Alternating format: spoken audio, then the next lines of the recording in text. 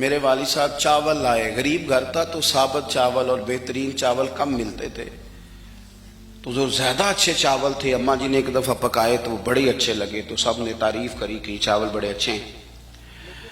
تو تھوڑے دنوں کے بعد چاول پکے تو وہ والے نہیں تھے، تو ابا جی کہنے لگے والدہ سے کہ وہ چاول کتنے نہیں، یہ نویں پکا لینے آج۔ تو اماں جی فرمانے لگیں کہ چاول بڑے سونے تھے، پیارے تھے، میں نے رکھ دیے ہیں، 10 محرم کو امام حسین کی نیاز پکائیں گے۔ ہمارا نا آپ نے ناراض نہیں ہونا، محفل میلاد کی ہو یا 10 محرم کی ہوتے نہیں جاؤ گے ناراض؟ محفل کے منتظمین اگر مجھ سے بگڑ نہ جائے تو بات کر دوں، کم مشکوک ہو گیا، رہن دئیے کوئی اور ہی کر لئیے، کر دیں جی۔ محفل شریف کی جو لنگر ہے اس کو کہتے ہیں یہ تبرک ہے، ایسے ہی ہے، ہوتا بھی ہے، وہ تبرک ہوتا ہے نا جی۔ تو جو شاپر میں چاول تبرک صاحب ہیں وہ نعت خواں بھی کھا لے گا، کوئی مسئلہ نہیں، اس کے لیے مرغن غذا کی کیوں اہتمام کیا ہے؟ اس کو تبرک نہیں گزرتا الگ سے، پیر صاحب کو نہیں گزرتا، ان کے الگ سے نہیں گزرتا یہ تبرک۔ وہ خدا کے بندو، غریب کو تو لوگ اب تو تگڑے بندے افطاریاں بھی سیاسی کراتے ہیں، وہ تو دعوتوں میں بھی تگڑوں کو بلاتے ہیں۔ یہ محفل میلاد تھی، محرم کی محفل تھی، 11ویں کی محفل تھی، جس میں ماڑے ماڑے لوگ آتے تھے، تم نے اس میں بھی غریبوں کا شاپر والا چاول بنا دیا اور امیروں کے لیے لنگر مہمان خصوصی کے لیے تم نے الگ سے بنا دیا۔ کاش میلاد کی محفل میں تم زیادہ بوٹیوں والے چاول پکاتے، سب کے لیے ایک جیسے، اور غریب کو پرات بھر کے دی جاتی۔ اس کے بچے جو سارا سال گوشت سے لڑائی کرتے ہیں وہ چاروں بچے ساتھ لے آتا، اور جب بچے چھوٹے چھوٹے دیہاتی غریب وہ کھانا کھا رہے ہوتے ہیں تو ابا جی سے پوچھتے، ابا جی آج کی ہے؟ اللہ کیا بات ہے، یہ بھی ایک سبق ہے میلاد کا، آج کی ہے، سانوں تے کدی آج گوشت نہیں لبا، آج کی ہے۔ تو ابا جی تھپکی دے کے پیار کر کے، ہو سکتا ہے ابا رو ہی پڑتا، رو کے کہندا پتر آج رج رج کھاؤ بوٹیاں، آج رسول پاک دا میلاد شریف، مجھے بتلاؤ نا۔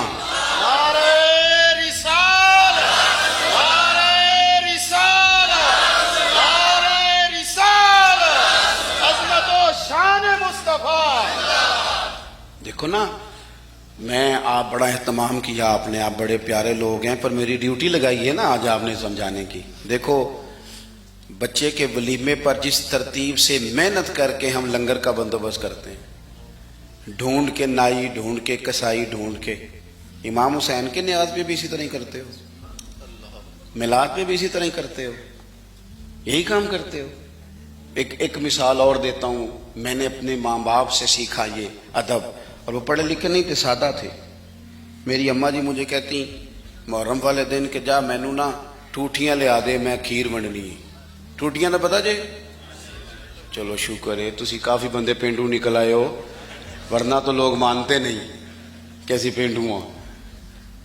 ٹوٹیاں لا دو، تو مینو ذرا سائیکل تے جانا پیندا سی 2-3 کلومیٹر، تو میں کہتا اماں جی میں پوچھے استاداں نو، ختم پرات وچ بھی ہو جاتا ہے، آپ دلا لیں ہو جاتا ہے، پلیٹوں میں بھی مطلب کوئی مسئلہ نہیں۔ اماں جی کہندے تو نا اپنے مسئلے رکھ اپنے کول، میں نے ٹوٹیاں لے آ کے دے، تو وہ چلے جاتا۔ ایک دن میں تھوڑا سا نا تنگ ہو کے بھی گیا، یار حد ہو گئی ہے، اماں جی مسئلہ سمجھتی نہیں، میں اتنے بڑے مفتیوں کا قول سنا رہا ہوں۔ امام اعظم ابو حنیفہ کی والدہ، امام صاحب کے ایک شاگرد تھے، وہ واعظ تھے، بڑی زبردست تقریر کرتے تھے۔ امام صاحب کی ماں کہتی جاؤ مجھے اس سے مسئلہ پوچھ کے بتاؤ، تو امام صاحب کہتے اماں مجھ سے مسئلہ پوچھ لے، تو ماں کہتی تو بچہ ہے، ماں کے لیے تو بچہ ہی تھے نا، وہ اس سے مسئلہ پوچھیں۔ تو حضرت امام صاحب اپنی والدہ کا وہ استفتاء سمجھیں لے کے اس شاگرد کے پاس جاتے، مسئلہ کہتا استاد جی مجھے تو نہیں نا مسئلے آتے، آپ بتائیں۔ تو امام صاحب کہتے میری اماں تیرے نام پہ مطمئن ہوتی ہے، یہ احترام دیکھو۔ فرماتے اچھا میں تجھے اس سوال کا جواب بتاتا ہوں، پھر تو مجھے بتا، اور پھر میں اپنی اماں کو جا کے بتاؤں گا، تاکہ میری بوڑھی ماں سادی طبیعت ہے وہ ذرا اطمینان میں آ جائے گی۔ وہ میری اماں جی مجھے کہنے لگی ٹوٹیاں تے لے آنیاں ہی پینیاں، میں چلا گیا لے کے آیا، لا کے میں نے پیش کر دی. تو میں نا اس دن تھوڑا سا میں نے پوچھا گھبرا کے, میں کہ اماں جی بس نے ٹھوٹیاں دی ایڈی لوڑ کا دیے, بغیر ٹھوٹیاں تو نہیں امام حسین دے نام دی کھیر ونڈی جاندی, ضرورت کی ہے؟ تو اماں جی کوئی پتا تو تھوڑا غصے میں گیا ہے, پسینے میں شرابور واپس آیا ہے, تو ان کا لہجہ وہ ہو گیا جو ماں کا پھر سمجھانے کا لہجہ ہوتا ہے. مجھے تھپکی دی, 10 روپے بھی اضافی دیے خرچے کے, اور ساتھ کہنے لگی پتر ویکھے نا حضور دی اولاد دے نام تے کسے نو کھیر دینی, پھر انہوں آخنا ساڈا پانڈا دے کے جا. نبی پاک دی اولاد دے نام تے جو دے چھڑیا سو دے چھڑیا, ختم ہو گئی بات, ختم ہو گیا. اب اسے کہنا برتن دے کے جا. اس لیے پلیٹیں بھی جائیں گی حضور کی اولاد کے نام کا لنگر. تیری نسل پاک میں ہے بچہ بچہ نور کا, تو ہے نے نور تیرا سب گھرانہ نور کا. تو ایک تو ان سے والہانہ پن. پانچویں اور آخری بات, اپنے بزرگوں کے صرف دن نہیں منانے. دین صرف منانے نہیں آیا دنیا میں, دین تو اپنانے کے لیے آیا ہے. ہم نے نیرے دن نہیں منانے, نیرا اپنا سند ہی مضبوط نہیں کرنی, احترام بھی کرنا ہے حد درجے, لیکن جو ان کی سوچ ہے, جو ان کی فکر ہے, جو ان کا مزاج ہے. 2 باتیں حضرت عمر فاروق رضی اللہ تعالیٰ عنہ میں اور امام حسین میں ایک جیسی ہیں, کامن ہے. ایک تو ان دونوں کا مصلی سے پیار. 100 رکعت نماز نفل پڑھتے تھے حضرت سیدنا امام حسن اور حسین فرضوں کے علاوہ. جو 5 بھی پوری نہیں پڑھتا وہ کہتا ہے مجھ سے بڑا امام حسین کا محب بھی کوئی نہیں. 5 آپ دیکھیں نا, 9-10 محرم کی درمیانی رات یزید کی فوجوں نے جب کہا کہ حسین یا جنگ یا بیعت 2 ہی باتیں, تو امام حسین رضی اللہ تعالیٰ عنہ فرمانے لگے ایک رات کی مہلت دے دو, صبح بات کریں گے. وہ چلے گئے. حضرت عباس رضی اللہ تعالیٰ عنہ عرض گزار ہوئے, حضور جو فیصلہ آپ نے صبح کرنا ہے مجھے تو ابھی اس کا پتہ ہے, بیعت تو آپ نے کرنا نہیں. تو آپ یہ سوچیں گے پتہ نہیں کوئی گنجائش نکالنے لگے ہیں, یہ عجیب سے لوگ ہیں, آپ نے رات کیوں لی؟ تو امام حسین فرمانے لگے عباس تیرا کیا خیال ہے, میں نے سوچنے کے لیے رات لی ہے. حضور کس لیے؟ تو فرمانے لگے تجھے پتہ ہے نا مجھے مصلی سے بڑا پیار ہے, تجھے پتہ ہے نا مجھے اللہ کی بارگاہ میں سجدہ کرنا کتنا سکون دیتا ہے. صبح میدان لگے گا, امید شہادت کی ہے, میرا دل کرتا ہے کہ رات رہ گئی ہے, رج رج کے اپنے رب کو سجدہ نہ کروں. امام علی مقام کے ماننے والوں کا سجدے سے پیار کیوں نہیں؟ عبادت ہم یقین کریں 1.5 گھنٹے کی باتیں, نیری گپ شپ, کوئی لینا دینا نہیں. یہ کون صاحب ہے؟ کہتے ہیں یہ درویش ہوتے ہیں. اچھا جناب, درویش صاحب 1.5-2 گھنٹے گپ شپ لگائی, ادھر کی ادھر کی, فلانے کی اس کی کہانیاں سنائی. نماز کا ٹائم ہوا تو کہتے ہیں مولویوں کا کام ہے. خدا سے ڈر. تو کس طرح کے لوگوں کی طرف ہم نے توجہ کر لی ہے. حضرت فاروق اعظم, حضرت عثمان غنی نے نا حضرت عمر کے وصال کے بعد ان کی ایک بیوہ سے نکاح کیا. خاتون عرض کرنے لگی حضور میں تو بڑھاپے کی طرف میرا سفر ہے, کسی خدمت کے قابل نہیں, تو میرے ساتھ نکاح سمجھ میں نہیں آیا. فرمانے لگے خدمت کے لیے نکاح نہیں کیا, میں عمر کی عبادت سے بڑا متاثر ہوں. اتنی محنت, اتنی جد و جہد, اتنی خلافت کی پابندیاں, اتنے کام کے باوجود مصلی پہ بیٹھتے ہیں تو مزہ آ جاتا ہے. فرمانے لگے میں نے انہیں مسجد میں رج کے سجدے کرتے دیکھا ہے. تجھ سے نکاح اس لیے کیا ہے کہ آپ مجھے بتائیں گی کہ سیدنا عمر گھر کی 4 دیواری کے اندر اپنے رب کو کس طرح یاد کرتے. مجھے بتائیں یہ سجدوں سے دلچسپی, عبادتوں کا شوق, تلاوتوں کی لذت, درود و سلام کا ذائقہ, ہماری نا روحانی زندگی موبائل نے بڑی بے آباد کر دی ہے. 10 منٹ ملے نہیں تو موبائل کھولا نہیں. جو سب سے ضروری اور اہم کام تھا وہ تو یہ تھا کہ 10 منٹ ملتے تھے صحابہ کو, وہ نفل نیند لیتے تھے. اللہ کے ولی درویش وہ اللہ اللہ کرنے کو ترجیح دیتے تھے. مزاج نہیں. ایک تو یہ بات اچھی طرح باندھ لے امام علی مقام سے محبت کرنے سیدنا فاروق اعظم سے. اور دوسری بات یہ کہ باطل سے کبھی سمجھوتا نہیں, باطل کے لیے گنجائش نہیں. ہم مختلف حکمتیں, مختلف مصلحتیں, مختلف کہانیاں چھیڑ کے باطل کے لیے گنجائش پیدا کرتے ہیں. ہم یا آپ دیکھ لیں ہمارے ملک میں کیا ہو رہا ہے. وہ ایک دوست آئے تھے میرے پاس جمعے سے 4-5 دن پہلے, بزرگ بندے ہیں, کبھی کبھی آ جاتے ہیں, تو مینوں کہنے لگے پیر صاحب ہے بھلا کی ہو رہا ملک وچ. میں کہ جی سب دے سامنے ہی ہے. فرمان لگا جدو بچپن چ کھیڈی دا سی نا تے کھیڈ دا ہار جیت دا نتیجہ نہ منن دا ارادہ ہوندا سی تے ادوں آکھی دا نہیں دوبارہ کرو تساں رود ماریا ہے. کہتے ہیں یہی کچھ ہو رہا ہے صبح و شام. اور آپ دیکھیں مذاق اتنا زیادہ ہے. اب تو باہر کے ممالک ہمیں کہتے ہیں کہ کس طرح کے لوگ ہو تم, صرف مذاق نہیں کسی کے ساتھ ہو رہا ہوتا, صبح و شام مذاق ہو رہا ہے. حد ہو گئی. یعنی ایک بندہ اٹھا, اس نے کہا میں ہر بندے کو روٹی کپڑا اور مکان دوں گا, اس پر اس نے حکومت قائم کر لی. ہوئی کہ نہیں آپ کے ملک میں؟ پھر دیا اس نے سب کو روٹی کپڑا اور مکان. پھر ایک اٹھا تو اس نے کہا قرض اتارو ملک سنوارو. لوگوں نے, عورتوں نے, خواتین نے, بچوں نے اپنے کانوں سے اتار اتار کے بالیاں بیویوں نے دے دی. پھر اتر گیا قرضہ ملک کا. پھر ایک تیسرے صاحب آ گئے, کہا میں کرپشن ختم کر دوں گا. پھر کرپشن زیادہ لوگوں کو ٹکٹیں دے دی, ان کو منسٹر بنا دیا. بیچاری قوم تو تمہارے جھوٹے سچے نعروں کے پیچھے لگ جاتی ہے, لیکن رب کریم کی بارگاہ کو کیا جواب دو. میرے پاس آپ یقین کریں لوگ آتے ہیں ہمارے پاس نا, خانقاہوں, آستانوں, مساجد میں لوگ نیک آدمی سمجھ کے آ جاتے ہیں دعا کرانے. وہ پھر اپنا دکھ بھی سنا کے جاتے ہیں. لوگوں کی تکلیفیں سنی نہیں جاتی.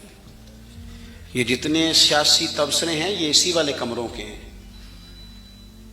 امیر پیروں کا, وزیروں کا, تگڑے لوگوں کا عوام سے گیپ زیادہ ہو گیا ہے. عام آدمی کی دکھ نہیں سمجھ پا رہے ہم. لوگ غربت کی سطح سے نیچے زندگی گزار رہے ہیں. یار حد ہو گئی نا کہ ہم اس ملک میں رہتے ہیں جس میں ڈھیروں لوگ ایسے ہیں جنہیں صاف پانی نہیں ملتا پینے کا. صاف پانی کچھ نہیں, صاف پانی مل جائے. میں اور آپ اس ملک میں رہتے ہیں. اچھا ایک طرف حال یہ ہے کہ نئے ماڈل کا موبائل آئے تو ملتا نہیں مارکیٹ میں, پرانا مل جاتا ہے. یہ امیروں کی چاہتے ہیں. گاڑی 3-4-5 لاکھ روپیہ زیادہ دے کے بک کرا لیں گے, چاہیے مجھے ذرا 2 مہینے پہلے. دوسری طرف حال یہ ہے, میں کبھی کبھی وقت نکال کے سرکاری اسپتالوں میں جاتا ہوں.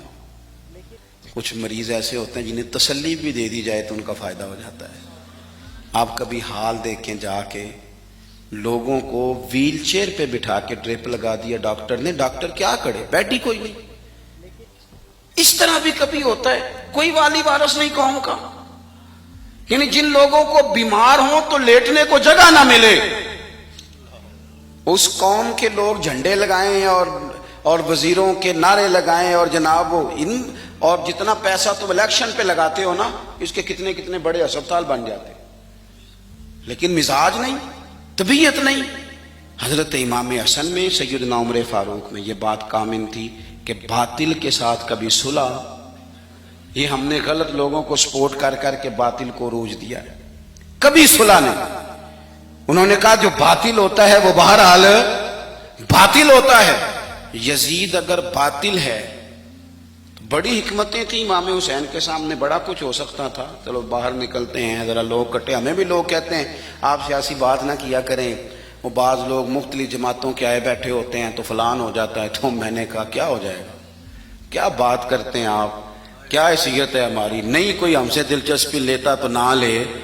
ہماری جو ڈیوٹی ہے وہ اذان بھی پوری نہ پڑے, وہ بھی دیکھ کر پڑے کہ فلانا بندہ ناراض نہ ہو جائے. جس کی طبیعت میں جو آتا ہے وہ کرے. سانو تخت زارے دی لوڑ کیے, نالے کی لگے شہر بمبول دے نال, اسی تے اپنی بال کے سیکنے آ. سانو کی لگے کسی اور دے نال. کروں مدح اہل دول رضا, اور پڑے نہ اس بلا میں میری بلا. میں تو گدا ہوں اپنے کریم کا, میرا دین کوئی پارا نہ نہیں. یہ کیا بات ہوئی کہ آپ سچی بات ہی نہ کریں. آپ غور کریں میں کیا عرض کر رہا ہوں. غریب لوٹتے رہیں اور آپ کہیں کہ جناب وہ فلانا بندہ کہے گا میں سیاسی جماعت کا تھا, آپ نے بات کر دی. ہو جو جس جماعت کا ہوتا ہے, لیکن حق بہرحال حق ہی ہوتا ہے. یہی بات امام حسین کے سامنے آئی. بچوں عورتیں ساتھ ہوں تو لوگ تو ویسے ہی کہہ دیتے ہیں میرے ساتھ زنانہ ساتھ ہے, ورنہ میں تجھے بتا دیتا. لیکن امام حسین نے نہ عورتوں کا ساتھ دیکھا, نہ بچوں کی بھوک دیکھی, نہ تکلیف دیکھی. انہوں نے بتایا کہ جب باطل کے سامنے ڈٹنا ہے تو نتیجے کی پرواہ کیے بغیر ڈٹنا ہے. جو لوگ کام کرنے والے ہوتے ہیں وہ رزلٹ نہیں دیکھتے کیا نکلے گا, رزلٹ تو یہ نکلا کہ امام حسین شہید ہو گئے اور پھر 3-4 سال یزید حکومت بھی کر گیا، لیکن قیامت تک کے لیے اس کا نام ذلت کا باعث بن گیا۔ اور انسان کو بیدار تو ہو لینے دو، ہر شخص پکارے گا ہمارے ہیں حسین، اب بیدار تو ہو لے۔ امام حسین کا نام سند بن جائے باطل سے لڑنے کی، تو مہربانی کریں۔ ہو سکتا ہے آپ اکیلے ہوں پورے گھر میں، لیکن آپ ڈٹنا سیکھیں، سچ کہنا سیکھیں، بات صحیح کرنی سیکھیں، کام پہ نہیں، ڈرے نہیں۔ کوئی جب اللہ تعالیٰ ساتھ ہو پھر کوئی بندہ کسی کا کیا بگاڑ سکتا ہے؟ سچ پر کھڑے ہونا سیکھیں، سچ پر۔ اللہ کے بندوں کا پیار اپنے دل میں بٹھائیں۔ اگر یہ حکومتیں، یہ سارا کچھ درست ہو جائے تو آپ یقین کریں قوم آسودگی میں آ جائے۔ پھر سے اپنی ساری تقریر کو دہراتا ہوں، سب سے پہلے تو بڑوں کی عزت کریں، اہل فضل کی توقیر میں کبھی کمی نہ کریں، اپنے اسلاف سے اپنے آپ کو جوڑ کے رکھیں، کبھی بھی اس سے پیچھے نہ ہٹیں۔ امام حسن ہوں، امام حسین ہوں، حضور کے خلفائے راشدین ہوں، عشرہ مبشرہ ہوں، ان سے شوق والا پیار کریں، چھلکے ان کا پیار۔ اور پھر اپنی عبادت پر خاص توجہ دیں۔ مصلی آباد ہو تو رب کی مدد آتی ہے، روح سکون میں رہتی ہے۔